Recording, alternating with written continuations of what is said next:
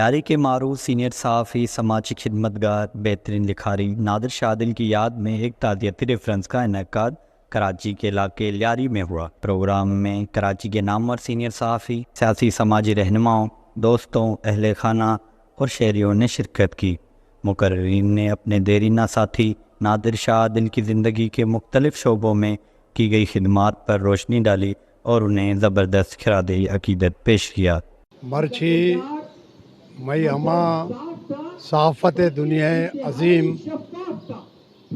مردم نادر شاہ عادل جو یہ پورا خاندان ہے، یک تاریخ یا ادبی اور صحافتی حوالے سے مرچی یہ حوالے سے تعزیتی پروگرام بھی گئے۔ دیکھیں، صحافتی اس کی تاریخ تو بہت لمبی ہے۔ مجھے یاد ہے میں 78 میں بالکل نوجوان تھا، انہوں نے ہی مجھے صحافت کی الف ب پھر سکھائی۔ نادر شاہ عادل جو ہے وہ ایک بہت ہی جو ہے اس ملک کے لیے عظیم صحافی تھے۔ اس کی جس قدر بھی جو ہے اب سوچے انہیں، تو ہم سمجھتے ہیں کہ نادر شاہ عادل جیسے صحافی کا جو ہے وہ دوبارہ جو ہے پیدا ہونا بہت ہی مشکل ہے۔ نادر شاہ عادل نے لیاری کے لیے بے شمار خدمات سر انجام دیں۔ وہ ایک سچے صحافی، بہترین لکھاری کے ساتھ ساتھ اچھے اداکار بھی تھے۔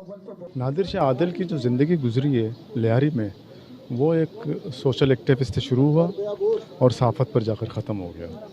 انہوں نے جس طرح جو ہے لیاری کے حوالے سے کام کیا، این جی اوز کے حوالے سے کام کیا، لیاری میں وہ فاؤنڈر ہے اسٹریٹ اسکولز کے، جب گلیوں میں جو ہے ہم جو ہے قناتیں لگاتے تھے اور بچے پڑھتے تھے اسکولوں میں۔